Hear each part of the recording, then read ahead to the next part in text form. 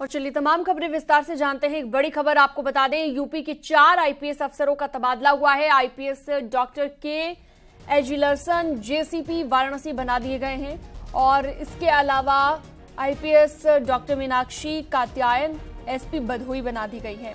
IPS Anil Kumar SP Chandauli बनाए गए हैं और आईपीएस विनीत जायसवाल का तबादला निरस्त कर डीसीपी लखनऊ बना दिए गए हैं।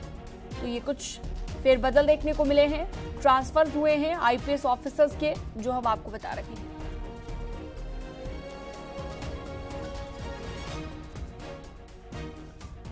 तो बड़ी खबर इस वक्त आपको बता रहे हैं, यूपी के 4 आईपीएस ऑफिसर्स का तबादला हुआ है और किसी तबादले के बाद कौन सी पोस्ट दी गई है वो भी हम आपको बता रहे हैं।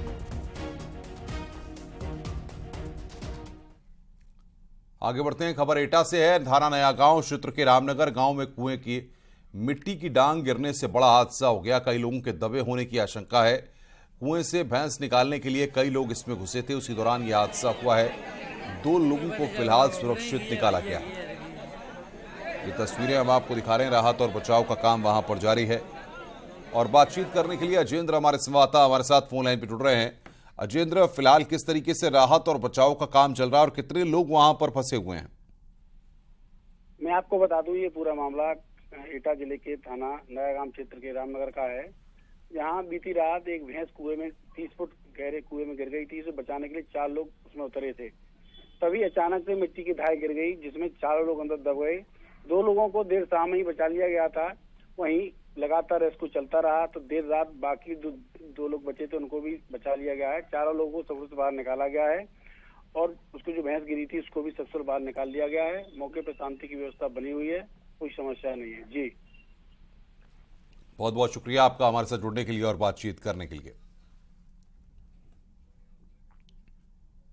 आगे बढ़ते हैं, दिल्ली में प्रधानमंत्री नरेंद्र मोदी ने सोमवार को यूपी के एनडीए सांसदों के साथ बैठक की और इस बैठक में पश्चिम ब्रिज और कानपुर बुंदेलखंड के सांसद भी शामिल हुए हैं और बैठक में 30 लोकसभा और 16 राज्यसभा सांसद शामिल हुए। इसके साथ ही इस बैठक में बीजेपी के राष्ट्रीय अध्यक्ष जेपी नड्डा, अमित शाह, राजनाथ सिंह और नितिन गडकरी भी मौजूद रहे।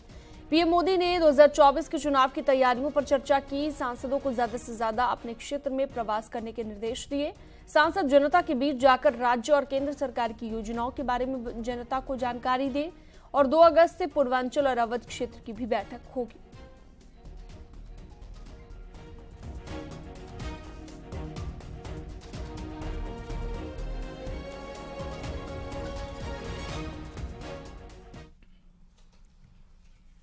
आगे बढ़ते हैं, आज लखनऊ में योगी कैबिनेट की महत्वपूर्ण बैठक होगी। कैबिनेट बैठक में कई अहम फैसलों पर, प्रस्तावों पर मोहर लगेगी। सुबह 11 बजे लोक भवन में कैबिनेट की बैठक होगी।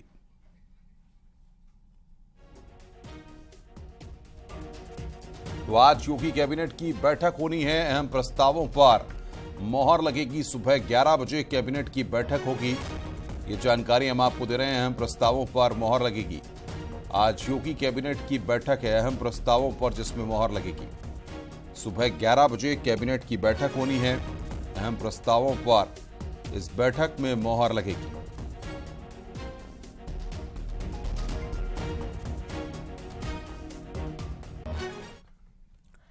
ज्ञानवापी पर सीएम योगी का बड़ा बयान सामने आया है। मुख्यमंत्री ने कहा कि मस्जिद के अंदर त्रिशूल क्या कर रहा है, यह ऐतिहासिक गलती हुई है। देखिए, अगर हम उसको मस्जिद कहेंगे तो फिर विवाद होगा।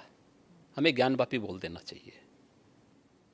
उपलब्ध साक्ष्य जो इस बात को प्रमाणित करते हैं।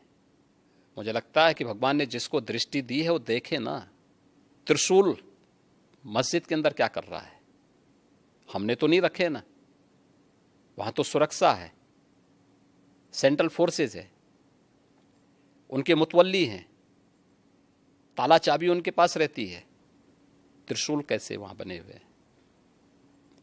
ज्योतिर्लिंग हैं, देव प्रतिमाएं हैं, पूरी दीवारें चिल्ला चिल्ला के क्या कह रही हैं। और उसके बाद भी हम जानबूझ करके, देखिए, एक होता है कि जन्म से दिखाई नहीं देता है, हम मान सकते हैं कि दिव्यांग है, जन्मांध है, दृष्टिबाधित है, एक जानबूझ करके ढोंग करे जो दृष्टिबाधित है उसको दिशा दिखाई जा सकती है, लेकिन जो ढोंग कर रहा है उसको कोई दिखा नहीं सकता है। आप ढोंगी किसे कह रहे हैं? मैं इसीलिए कह रहा हूं ना, जो उन प्रमाणों को नकार रहा है, उन प्रमाणों के बाद भी ये कहता है कि नहीं साहब, तो जबरदस्ती वाली बात करते हैं। देखिए, आप इतिहास में तोड़ मरोड़ कर सकते हैं, लेकिन उन ऐतिहासिक साक्ष्यों के साथ नहीं जो वहां की दीवारें चिल्ला चिल्ला के कहती हैं, और उन ऐतिहासिक साक्ष्यों को भी देखने की आवश्यकता है। और मुझे लगता है कि ये प्रस्ताव मुस्लिम समाज की तरफ से आना चाहिए कि साहब, ऐतिहासिक गलती हुई है और उस गलती के लिए हम चाहते हैं समाधान हो। खबर उन्नाव से है। उन्नाव पुरवा मार्ग पर तेज रफ्तार डंपर ने बाइक से जा रहे 3 युवकों को टक्कर मार दी। दुर्घटना में तीनों की मौके पर मौत हो गई। सूचना पर पहुंची पुलिस ने शव कब्जे में लेने का प्रयास किया, लेकिन हंगामे और लोगों का विरोध को देखते हुए पुलिस को बैकफुट पर आना पड़ा। काफी मशक्कत के बाद देर रात पुलिस ने शव को कब्जे में लेकर पोस्टमार्टम के लिए भेज दिया है। हादसे के बाद चालक डंपर छोड़कर मौके से भाग निकला।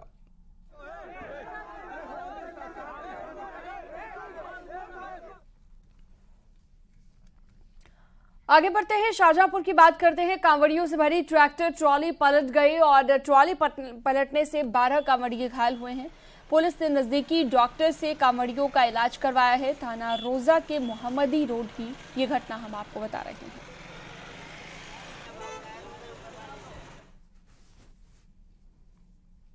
गोरखपुर की सिकरीगंज पुलिस ने वाहन चोरों के अंतरजनपदीय गैंग का खुलासा किया है।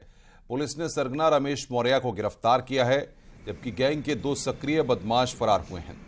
गिरफ्तार बदमाश की निशानदेही पर पुलिस ने चोरी की 13 बाइक बरामद की हैं। बदमाश रमेश मौर्य पहले से 7 मुकदमे उस पर दर्ज हैं। बदमाशों का गैंग ग्रामीण इलाकों से वाहन चोरी करता था।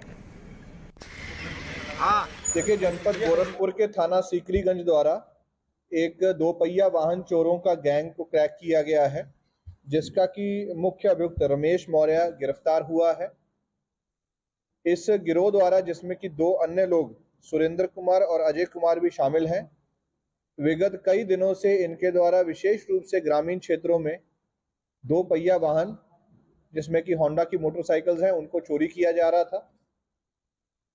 इस पूरी जो गैंग पकड़ा गया है, उसके जो रिकवरी हुई है उसमें 13 मोटरसाइकिल्स रिकवर हुई हैं। और अगली खबर प्रयागराज से है। बड़ी खबर, अतीक की अवैध संपत्ति कुर्क होगी। अतीक की 12 करोड़ 42 लाख की संपत्ति को कुर्क किया जाएगा। प्रशासन की कचहुला गौसपुर में संपत्ति की जानकारी मिली है। गैंगस्टर एक्ट के तहत पुलिस कुर्क करेगी संपत्ति।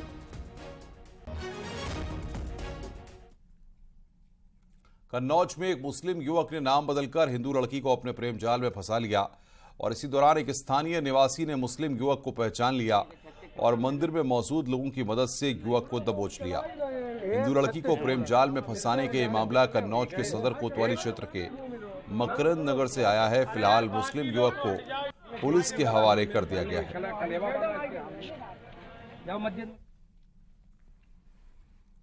वहीं गौतम बुद्ध नगर में पुलिस का एक्शन देखने को मिला। अनिल राणा का एक फ्लैट कुर्क कर दिया गया है। अनिल दुजाना गैंग का सदस्य है राणा, और कुर्क फ्लैट की अनुमानित कीमत 81 लाख से ज्यादा है।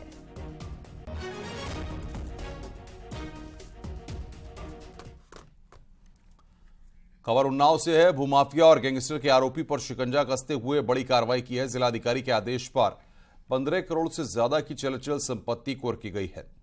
उन्नाव सदर तहसीलदार, सीओ सिटी और राजस्व कर्मियों की मौजूदगी में डुगडुगी बजाकर मुनादी कराई गई। गैंगस्टर की संपत्ति कुर्क कर खरीद फरोख्त पर रोक लगाई गई है। गंगाघाट कोतवाली क्षेत्र के रहने वाले कन्हैया अवस्थी करीब 2 साल से युवक हत्याकांड में के आरोप में जेल में बंद है।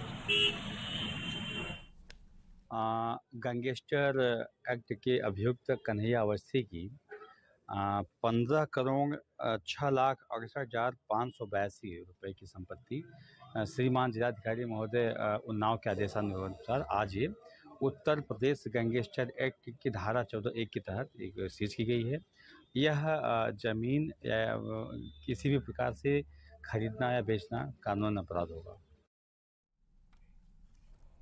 और वक्त एक छोटे से ब्रेक का। खबरों का सिलसिला लगातार जारी है।